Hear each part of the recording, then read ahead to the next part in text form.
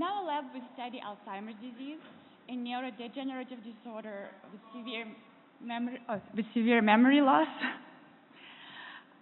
We're interested in spontaneous neural activity because it is in the center of the functional biology of the brain. It is both an indicator and regulator of the health of numerous cellular processes which support brain function. Dysfunction in any of those cellular systems would be likely to affect the stable output of neural networks, which in turn would be bound to propagate to multiple activity-dependent cellular systems. Since we study Alzheimer's, we're particularly interested in the potential link between the spontaneous activity of the brain and production and degradation of proteins. A currently accepted model of Alzheimer's poses a cascading failure of proteostasis of two proteins, amyloid beta and tau, leading to cell damage and cognitive impairment. So if dysregulated neural activity contributes to triggering this pathology, early detection and treatment could prevent or delay the onset of Alzheimer's pathology. There are quite a lot of observations which suggest the link between the brain activity in Alzheimer's pathology. In healthy neuroimaging with healthy subjects, regions which are vulnerable to Alzheimer's have been shown to have increased glucose uptake during resting state relative to the rest of the brain, which suggests that those regions are particularly active. Those regions also tend to serve as connectivity hubs, which support connectivity across multiple, more specific, functionally defined neural networks. In the animal research and computational models, regions which are vulnerable for Alzheimer's have been shown to have extensive horizontal connectivity that can then support synchronized, sustained neuronal firing. And those regions also are characterized by neuronal bursts rather than individual neuronal spikes. So recent experimental evidence suggests how those cues could be linked together. This study looked at the effect of temporal patterns of neural activity, rapid temporal patterns, on the production of beta amyloid, which is the primary protein implicated in Alzheimer's disease. In particular, this study looked at the ratio of a shorter form of the protein, which is easier to degrade, to the longer form, which potentially is pathogenic because it's harder to degrade it. And what the study found was that increase in neural activity rates indeed resulted in their increased production of the beta amyloid across the board. But the ratio between the more healthy form and the more pathological form was actually much higher in the patterns of activity which included high-frequency bursts. So it really depended not on the amount of the activity, but on the temporal pattern of activity, which has implications for Alzheimer's. If the natural bursting pattern is disrupted in Alzheimer's, then this would explain why pathological form of beta amyloid is produced and retained in those highly active brain regions. So it's tantalizing to translate those findings to clinical research in humans, but we still have a lot of unknown, and in particularly temporal patterns, rapid temporal patterns of activity in humans are not well studied. So our efforts have been directed toward using techniques with high temporal resolution, and for example, in one study, we used magnetoencephalography, MEG, that can track large-scale brain activity with excellent temporal and good spatial resolution. So we recorded the spontaneous brain activity in patients with Alzheimer's disease and cognitively healthy adults while they simply reclined resting in the scanner. And We modeled activity in 38 regions, the electrophysiological activity, and then we used recently developed mathematical tools to track rapid bursts of synchronized changes in activity in large-scale neural networks. So more specifically, we used a hidden Markov model approach, which was recently developed at the University of Oxford, to infer transient state of activity in large-scale neural networks. To illustrate how HMM works, here are 6 sample time courses.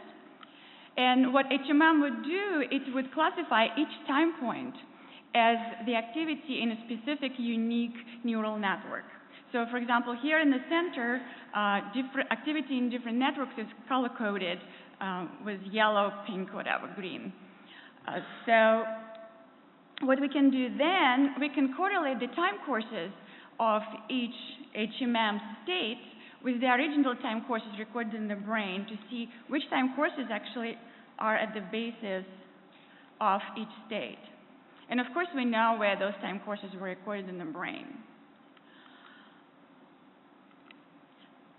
So this approach suggests that the spontaneous neural activity is compiled of a jittered sequence of rapid activations and reductions in the power of activity in multiple unique large-scale brain networks.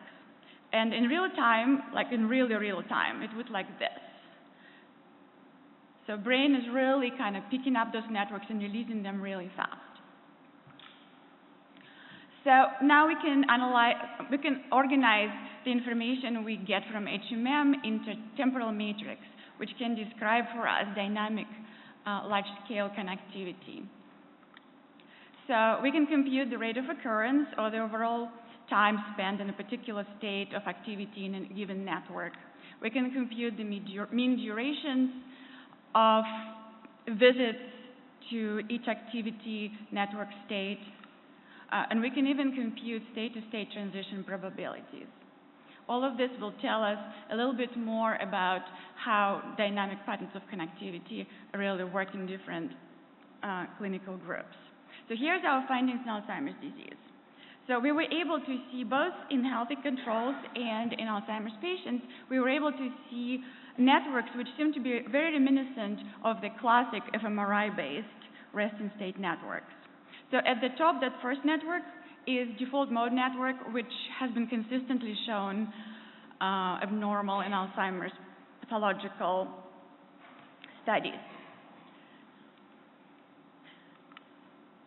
And temporally wise, what we observe is that default mode network and the other temporoparietal dorsal attention network, they show reduced overall time of occurrence in patients with Alzheimer's disease, while several other networks actually show increased time the brain spends in those network activity states. We also show that in healthy controls, default mode network and dorsal attention network have slightly longer average durations than their other networks, while this is not present in Alzheimer's disease, and patients show reduced average durations of those two network states. We also showed that the activity at the higher frequency ranges, like alpha and beta, between 8 and 30 hertz rather than below that, showed reduced power in Alzheimer's disease. And in fact, this relative slowing of activity predicted cognitive performance across patients and controls.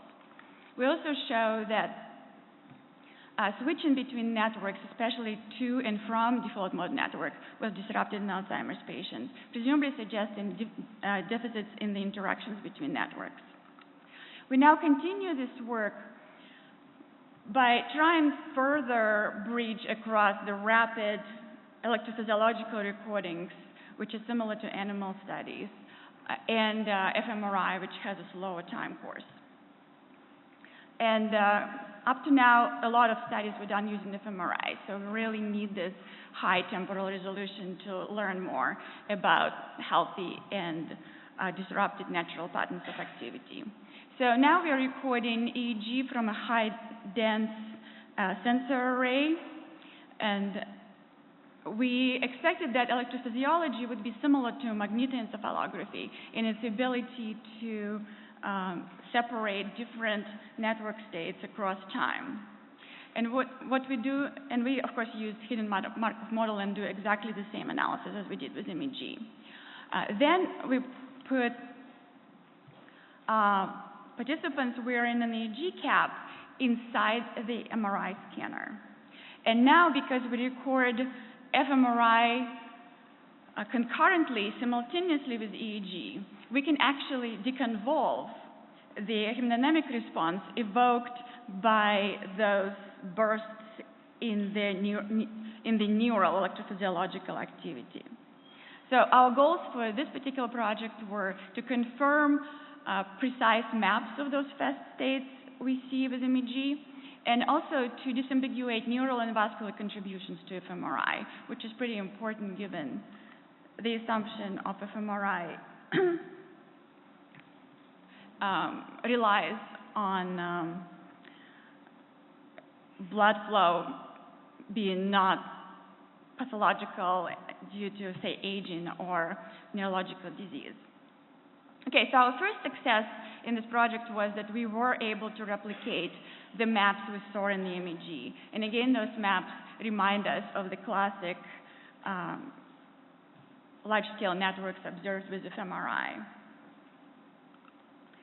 And then we were able to obtain HDR maps, showed here at the bottom, which were temporally aligned with the occurrence with our EEG-based electrophysiological states. So, for example, this first picture shows the yellow on their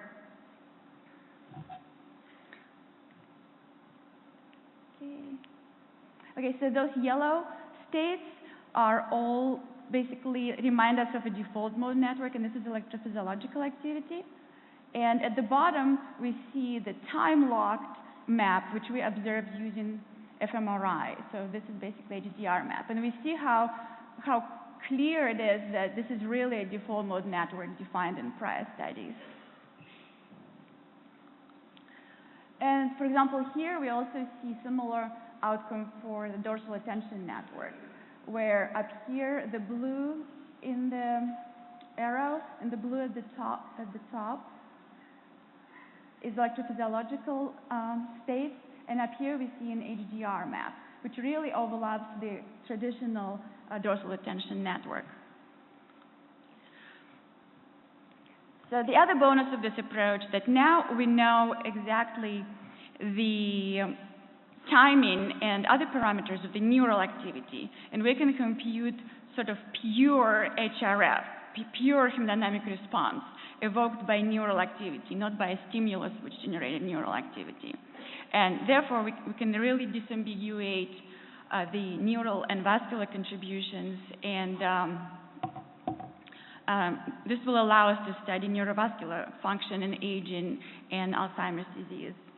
And in fact, in our current sample, we are seeing that different parameters of the neural activity and parameters of the HDR evoked by this neural activity actually correlates with somewhat different types of memory recall. So ranging from the delayed recall to category-assisted recall to immediate recall. So to summarize, all in all, now we have a pretty good method to look at the rapid brain activity, which is informative both in patients with Alzheimer's and in healthy participants with slightly different memory status capacity. And of course, the really interesting future direction for us is to look how those fast patterns predict the accumulation of abnormal proteins in Alzheimer's disease. And on that note, I would like to thank both my contributors and the funding sources and all the wonderful patients and participants who